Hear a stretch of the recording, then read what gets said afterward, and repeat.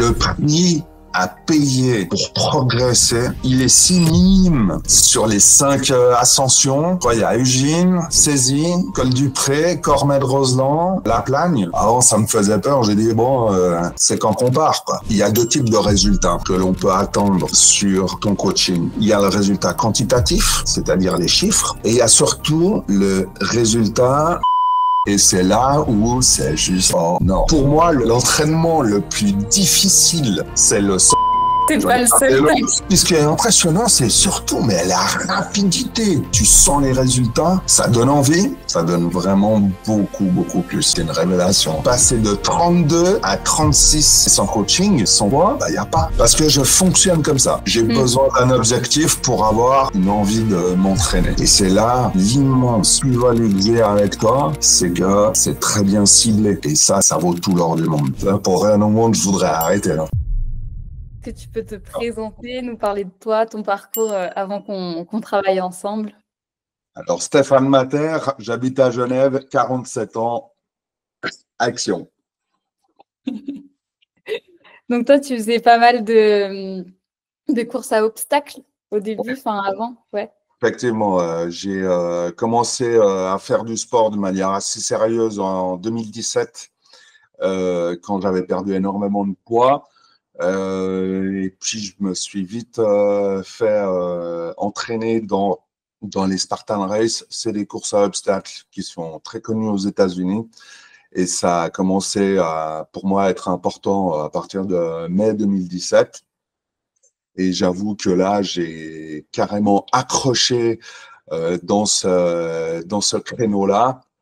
Pour donner un ordre d'idée, c'est un trail, c'est un parcours du combattant à l'extérieur où il y a tout plein de paramètres physiques et mentaux qui rentrent en ligne de compte.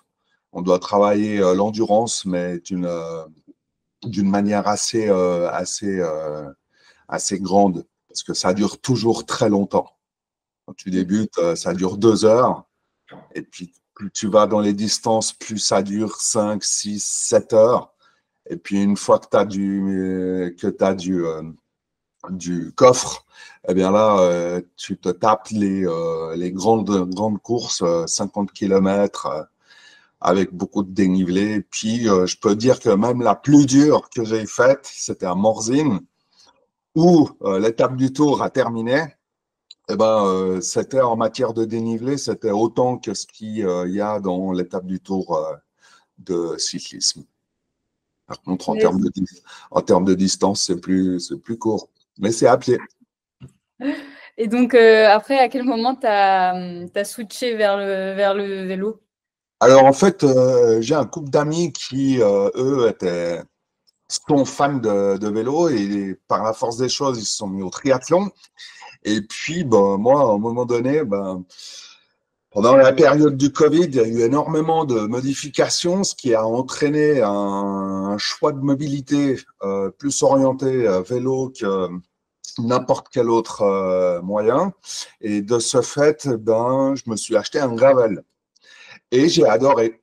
Et j'adorais parce que ça pouvait aller autant sur la route qu'aller dans les petits chemins escarpés. Et puis, c'est là où j'ai découvert le plaisir immense de rouler.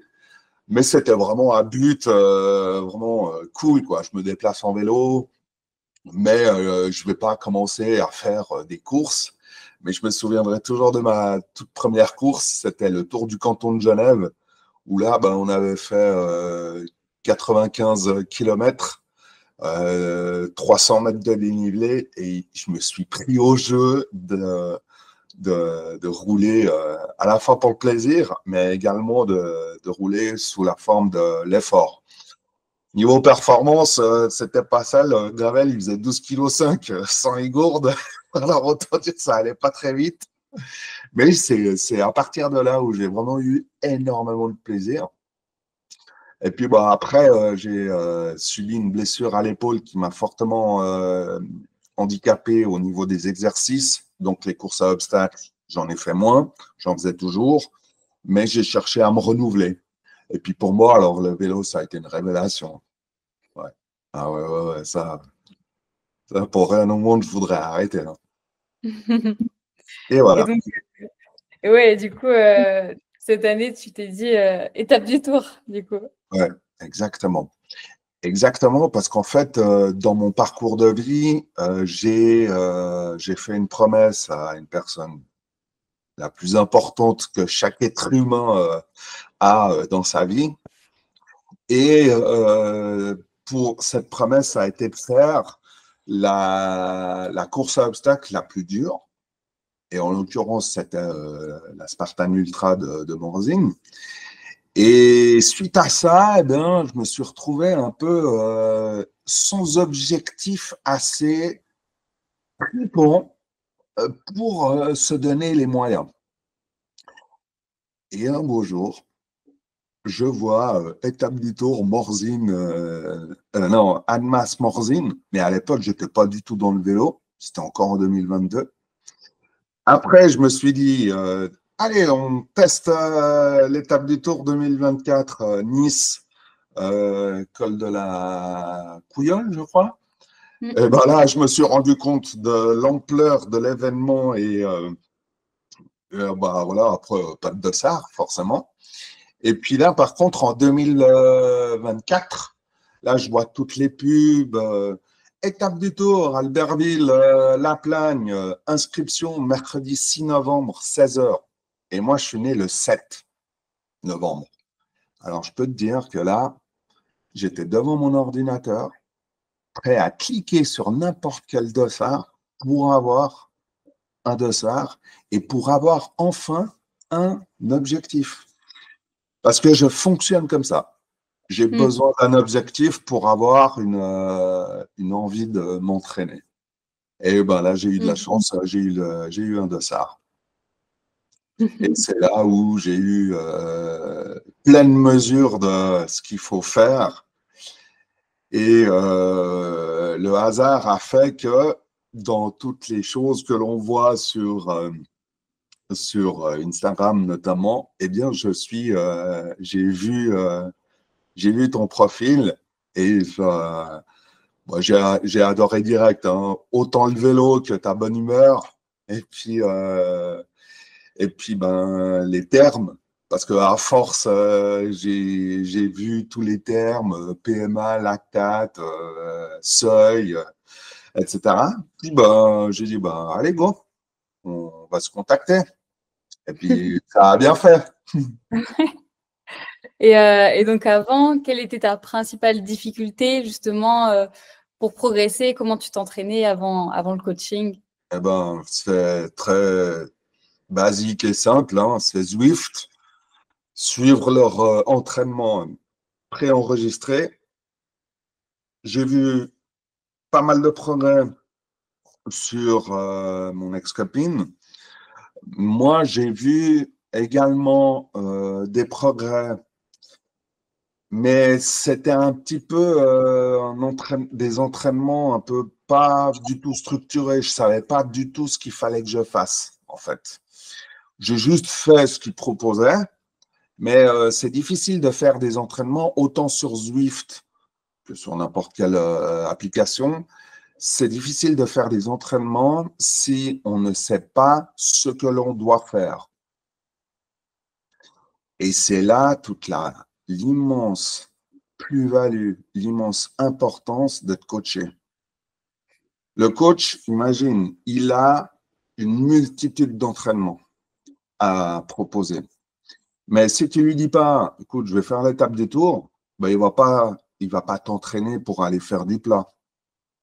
Il va t'entraîner pour l'objectif. Et à partir de là, c'est le chef d'orchestre. Et lui, toi, tu vas faire ça, toi, tu vas faire ça, tu vas faire ça.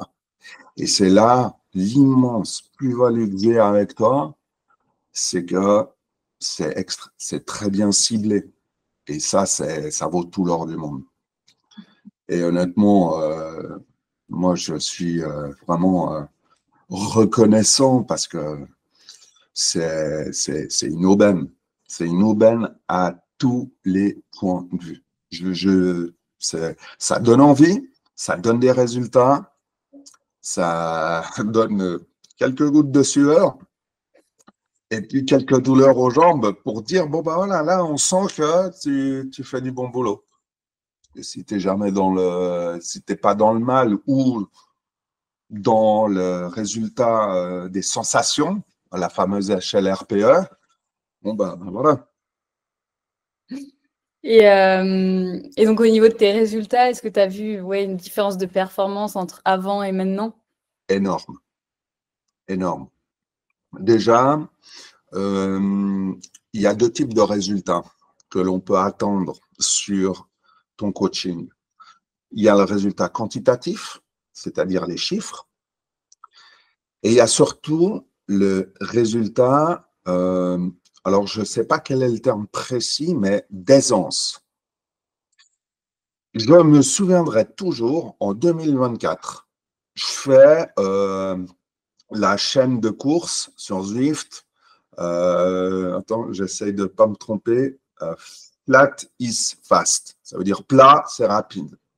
Et l'année passée, en 2024, on a eu Douce France et Londres, je ne sais plus lequel. Cette année, ils y sont encore, les mêmes courses. L'année passée, j'ai explosé 2 fois sur chaque course. Je suis arrivé, le peloton m'a mis 30 secondes en l'espace d'1,5 km. J'ai explosé. Cette année, non seulement j'ai terminé dans les 10 premiers, et j'ai pas explosé, et j'ai tenu le peloton. Et on n'était pas 20 ans, ni même 30 ans. On était 80, 90. Mais ça, pour moi, c'est le plus beau baromètre qui soit, parce que au-delà des chiffres qu'on peut sortir, 1000 watts sur un sprint, 250 watts de FTP, c'est génial. La FTP du reste, c'est un excellent baromètre pour soi-même. Mais au-delà de ces chiffres, eh bien, on voit à quel point le corps et l'esprit encaissent beaucoup mieux. Les courses, c'est les mêmes.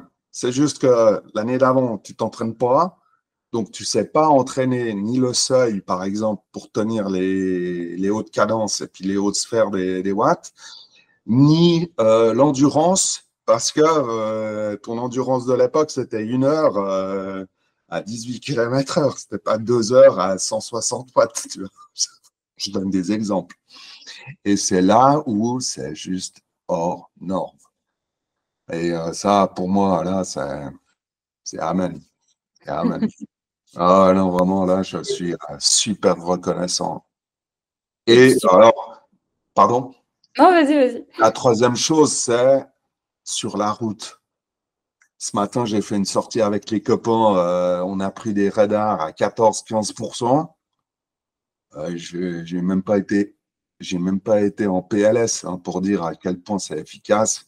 D'habitude, à 14%, même sur 300 mètres, petite pause. Là, non, non, on continue, quoi.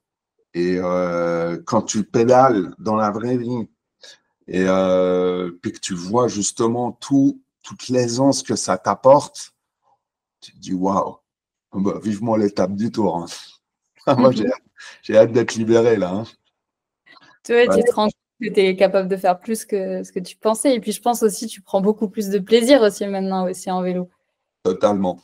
Sauf quand c'est mouillé, qu'il y a du vent latéral comme ce matin. Oui, après ça. Mais C'est autre ça chose. n'a rien à voir avec le coaching. Ouais. Non, mais c'est clair. Hein. Eh ben, écoute, je peux me permettre une petite anecdote? Vas-y. Hier, j'ai testé mes nouvelles roues et bah, je te l'avais dit, hein, c'est des roues artisanales, le haut de gamme de l'Asie et j'ai un parcours type. Ce parcours type, je l'ai fait par le plus grand des hasards, juste avant le coaching. C'était mi-novembre ou peut-être une semaine après le coaching. Il faisait beau, j'ai dit, tu sais quoi, je vais faire le test. Eh bien, là, je vais parler chiffres. Hein. Je suis passé de 145 BPM de moyenne avant le coaching à 135. Donc déjà 10 de moins, c'est énorme. Tant en termes de confort de roulage que de perf en soi, hein, parce que plus ton rythme cardiaque est faible, mieux c'est. Et les watts, j'ai sorti 10 watts de plus et j'ai mis 7 minutes de moins. Moi, j'étais persuadé que c'était les roues. Et ma pote, elle me dit non, non, non, c'est pas les roues, c'est l'entraînement. Et bon, allez, 60% de roues, 40% d'entraînement. Je suis passé de 32 à 36 de moyenne. Mais j'ai mis 7 minutes de moins, hein. C'était impressionnant. J'étais, Bah, ah c'est ouais, bien. là, là, j'étais vraiment aux anges, hein. Et Et- bah, tant mieux, tant mieux. Bah, en même temps, tu te donnes les moyens hein, à l'entraînement, hein. ah ouais, ouais, ouais, alors, et c'est là justement la magie de l'étape du Tour. C'est que quel que soit l'objectif que tu te fixes, que ce soit l'étape du Tour ou un critérium ou bien Dieu sait quel événement cyclo, ce qui est super excitant, c'est tout le chemin qui t'y amène. Et puis, qu'est-ce que tu fais? Et, euh, et je me souviens, mais moi, dès que j'ai eu le planning, j'ai été sur Zwift, j'ai tout paramétré. Alors voilà, échauffement, ça. Et j'ai eu tellement de plaisir à faire ça. Mais sans coaching, sans toi, bah, il n'y a pas. Parce que tu ne sais pas quoi faire. Et, Mm. euh, et puis aussi, j'ai un grand sens de l'honneur. Alors, si quelqu'un se bouge pour toi, tu te bouges pour lui. Bah oui, c'est comme ça, hein. Et C'est un travail, travail j'espère d'équipe. être un bon élève. Ah oui, oui, bah oui, bien sûr. Yes. Euh, et donc, est-ce que tu te rappelles ce qu'on a mis en place du coup pour que tu puisses progresser? Oui. Est-ce que tu te rappelles de tout ça? Ouais, ouais. Ça, par cœur. Je vais pas donner, je vais juste donner les termes parce que ce que je fais, ce qu'on fait, ben, ça reste entre le coach et ses élèves, mais seuil haut, seuil bas, PMA, vélocité, endurance, récup, endurance active, non, récup active. J'aimerais juste, si je devais faire un, pardon, un entraînement libre pour que je puisse faire quelque chose que j'aime. Typiquement, moi, j'aime bien les sprints. Voilà, parce que j'ai plus le physique d'un sprinter que d'un grimpeur. Mais ouais, ouais, j'ai les intervalles, j'adore. Pour moi, l'entraînement le plus difficile, mais c'est aussi mon préféré, c'est le seuil haut. Oh là là, T'es j'en ai pas le parlé seul, l'autre t'inquiète. j'en ai parlé l'autre fois à mon vélociste, je lui ai dit les chiffres, et puis il m'a dit, de Dieu, tu tiens ça? Je dis, ouais, mais c'est ma coach qui me dit ce que je dois faire. Mais je me souviens qu'au début, on a dû vite un petit peu adapter. Et là, de nouveau, c'est bien parce que tu es à l'écoute. Et ça, c'est hyper important. Pas tout le monde, pas tous les coachs n'écoutent, hein. Toi, c'est cool parce que tu le fais. Mais ouais, au tout début, quand je devais faire, par exemple, 1h30 à 175 watts, plus échauffement, plus cool down, j'étais, ah ouais, c'est trop dur. Mm. C'était trop dur. Et puis, c'était un petit peu monotone, 1h30 sur le home trainer, 2 heures. Ouais. Mais là, ouais, il y avait eu un petit cafouillage sur les sur les intensités là, ouais. Ça fait partie des ajustements, hein. On ne peut pas tirer juste dès le départ, hein. Mais par contre, une fois que tu as fait le recalibrage, là, la limite, j'ai envie de prendre tu sais, la tablette. Ouais, mets un peu plus de watts là. Passe à 235. On regarde. Bah, tu progresses, hein. Mais même là, la PMA, je pense qu'il va falloir qu'on augmente encore parce que j'ai regardé, mais tu avais l'air facile. Mais alors, moi, j'ai une question à te poser. Oui. Maintenant, quand tu vois les résultats, tu vas sur Nolio et tu regardes quoi, en fait? Sur nos lieux, je regarde les courbes. Il y a en fait les puissances que tu as tirées, la cadence, Je Ok. regardais aussi ta fréquence cardiaque, si ça Ouais, corrèle ou pas, si elle était haute ou pas. ouais, Après, la fréquence cardiaque, ça varie beaucoup. Mais des fois aussi, je regarde sur Strava, je switch un peu sur les deux. d'accord. Ça voilà. Je ne sais Ok. pas si ça répond à ta question.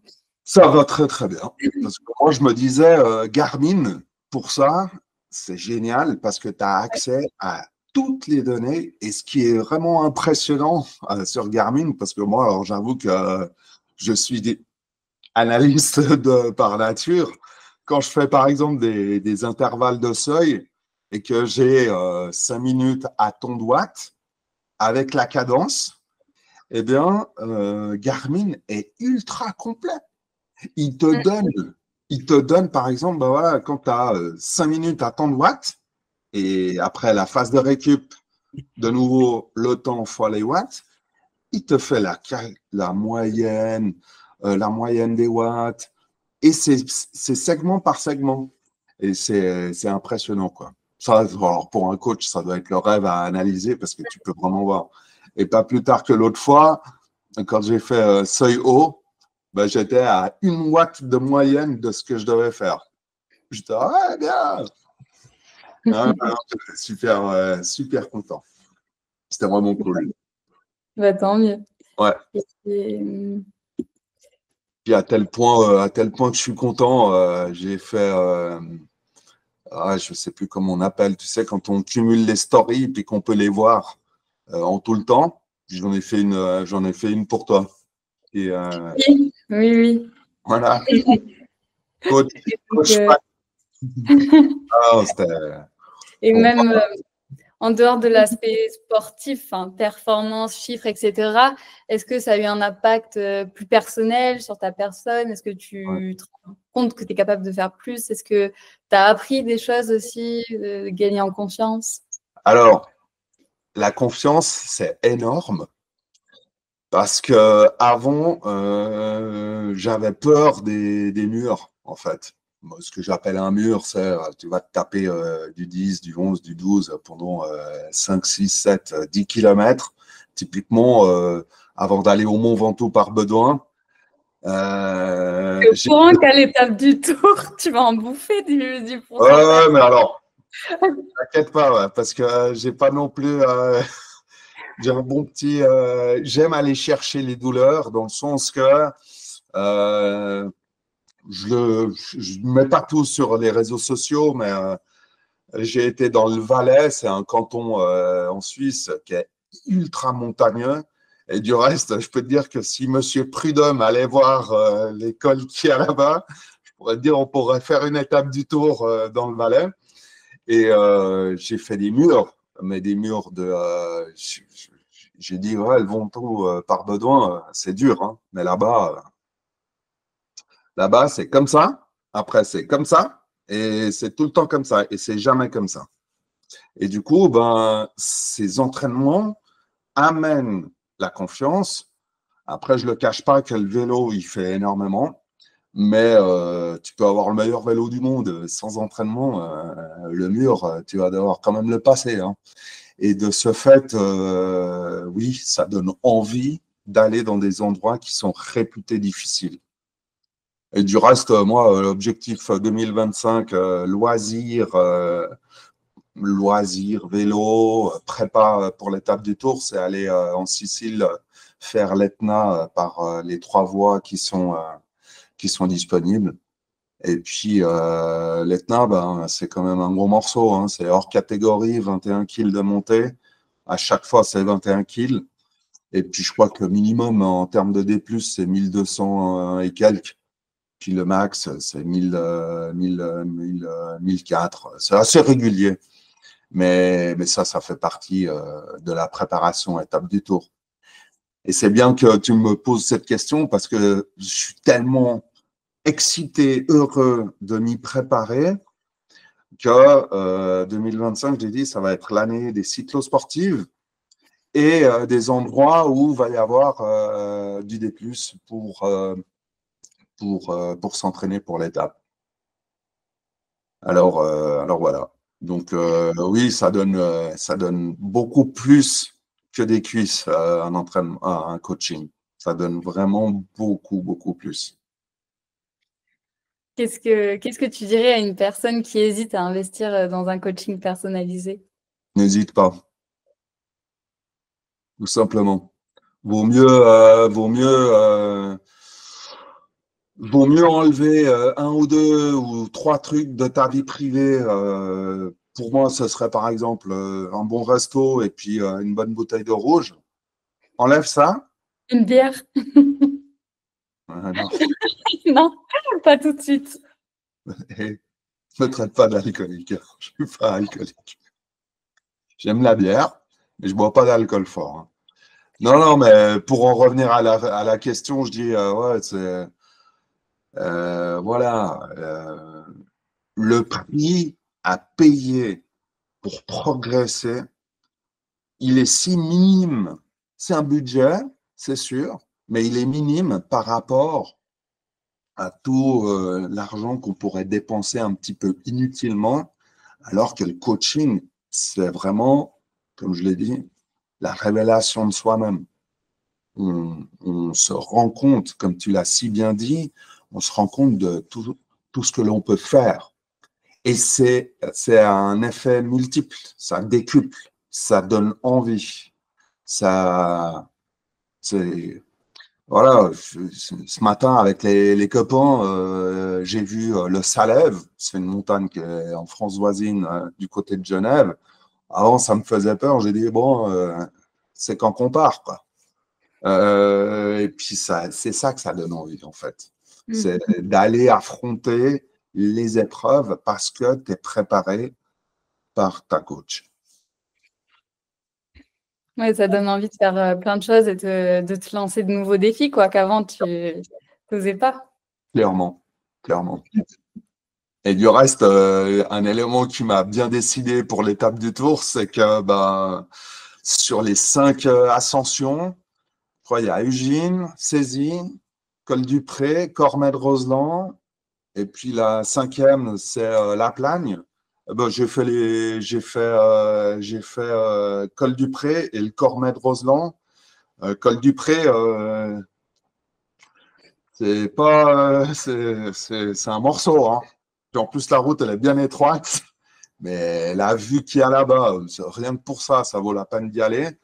Mais c'est un gros morceau, hein. Il y a 3 km à plus de 10% sur une route où tu ne croises pas les voitures. Donc, et ça va être fantastique. Et le fait de s'être déjà frotté à ça, et en plus sans le savoir, parce qu'à l'époque, on ne savait pas que ça allait arriver à l'étape du tour, ça donne encore plus confiance, parce que tu sais déjà que tu vas passer par là. Donc le coaching, lui, qu'est-ce qu'il va apporter? Il va apporter de nouveau l'aisance à l'épreuve, en sachant que tu es déjà passé par là. Et donc, ouais, sinon, si quelqu'un se pose la question, il ne faut pas qu'il se pose de questions. Il faut y aller, Nolio, coaching, départ. Puis ce qui est impressionnant, c'est surtout mais la rapidité. Oh, la rapidité auquel tu sens les résultats. Moi, je trouve qu'il n'y a que du positif. Non, mais puis voilà, et puis d'un point de vue humain, moi j'ai eu deux coachs auparavant.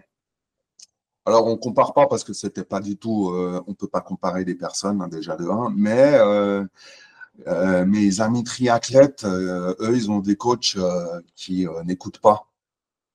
Et ça, c'est pas cool. À l'inverse, avec toi, c'est très très bien parce que tu écoutes, tu réagis et puis ben, tu réajustes en fonction de ce que te dit ton élève. Parce que voilà, moi au début, j'arrivais pas à tenir les watts. Tu dis j'essaye, hein, mais j'y arrive pas. Eh ben, quelqu'un qui écoute va faire en sorte de te faire progresser, pas dans l'aisance, mais dans quelque chose de réaliste. Et ça, c'est hyper important. Et c'est là, justement, où tu as, toi, Fanny, tu as une réelle valeur ajoutée, en fait. Bah, merci beaucoup.